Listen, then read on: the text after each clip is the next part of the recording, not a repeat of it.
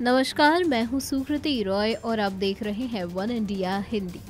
कांग्रेस ने प्रियंका गांधी को महासचिव बनाकर पूर्वी उत्तर प्रदेश की जिम्मेदारी सौंपी है। हालांकि 2014 आम चुनावों से पहले भी ये माना जा रहा था कि प्रियंका वाराणसी से चुनाव लड़ना चाहती थी, लेकिन मोदी के खिलाफ चुनाव लड़ने के जोखिम को देखते हुए इस फैसले पर मुहर नहीं लग पाई। बीते साल सोनिया गांधी से जब प्रियंका के राजनीति में आने की बात पूछी गई थी, तब उन्होंने कहा था ये प्रियंका तय करेंगी कि वो राजनीति में कब आना चाहती हैं। बता दें कि प्रियंका गांधी जब छोटी थी और अपने पिता राजीव और सोनिया के साथ रायबरेली जाती थी, तो उनके बाल हमेशा छोटे रहते थे। अमेठी और रायबरेली के दौरे पर गांव के लोग राहुल की तरह प्रियंका को भी भैया बुलाते थे। अगले कुछ सालों में ये बदलकर भैया जी हो गया। यूपी में प्रियंका की लोकप्रियता को आप यूं ही समझ सकते हैं कि लोग उन्हें काफी पसंद करते हैं। इसकी एक वजह प्रियंका का हेयर स्टाइल, कपड़ों के चयन और बात करने के सलीके में इंदिरा गांधी की छाप का नजर आना है। प्रियंका जब यूपी के दौरे पर रहती हैं, तो उनका दिन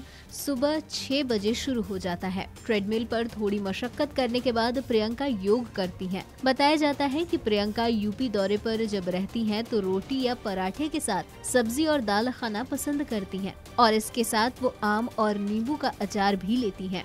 हालांकि प्रियंका और उनके पति रॉबर्ट वाड्रा को मुगलई खाना भी बेहद पसंद है। बता दें कि प्रियंका ने चुनावी प्रचार साल 2004 में शुरू किया था। प्रियंका प्रचार करने अकेले निकलती थी और देर रात लौट पाती थी। दोनों बच्चे घर में आया के साथ रहते थे। एक दिन वो जल्दी लौट आई और बच्चों को रिक्शे की सैर कराने के लिए निकल पड़ी और आधे घंटे बाद जब वो वापस लौटी तो रिक्शे वालों को 50 रुपए का नोट देकर हंसते हुए भीतर आ गयी। साल 2004 के आम चुनावों के समय ये महसूस किया गया कि कांग्रेस की हालत खराब है। पार्टी ने एक प्रोफेशनल एजेंसी की सेवाएं ली, जिसने तत्कालीन कांग्रेस अध्यक्ष सोनिया गांधी को बताया कि वो अकेले बीजेपी के बड़े नेता और तत्कालीन प्रधानमंत्री अटल बिहारी वाजपेयी को टक्कर नहीं दे सकती। इसके बाद ही राहुल गांधी ब्रिटेन में अपनी नौकरी छोड़कर सक्रिय राजनीति में आए। इन चुनावों के बाद जब नतीजे आने शुरू हुए तो अमेठी में टीवी देख रही प्रियंका के चेहरे की मुस्कुराहट हर 10 मिनट में बढ़ रही थी। एकाएक प्रियंका बोल उठी, मम्मी हैज डन इट।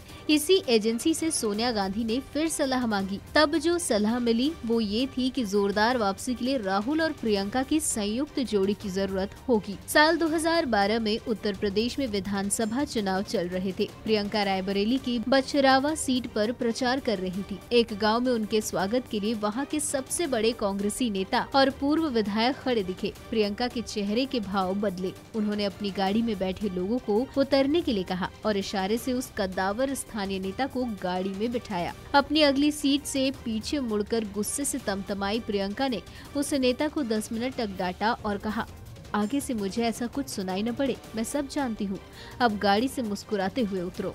इसके बाद पार्टी कार्यकर्ताओं की एक बैठक हुई। बीच में मीटिंग रोककर एक स्थानीय नेता को प्रियंका बुलाकर पीछे कमरे में ले गई और 5 मिनट बाद वो कमरे से निकले तो उनकी आंखों से आंसू टपक रहे थे। कुछ महीनों बाद प्रियंका गांधी ने टिकट बंटवारे के दौरान हुई कोर बैठक में उसी नेता की राय भी बखूबी सुनी थी। बता दें कि साल 1988 में इंदिरा गांधी की हत्या को 4 साल बीत चुके थे। तभी एक मंच पर लोगों ने प्रियंका गांधी को देखा। प्रियंका की उम्र तब सिर्फ 16 साल की थी। ये प्रियंका का पहला सार्वजनिक भाषण था। इस भाषण के 31 साल बाद कांग्रेस समर्थक अक्सर जिस मांग को उठाते रहे थे वो अब पूरी हो गई है। फिलहाल इस वीडियो में इतना ही। ऐसी ही कई अन्य जानकारियों के लिए बने रहिए हमारे साथ।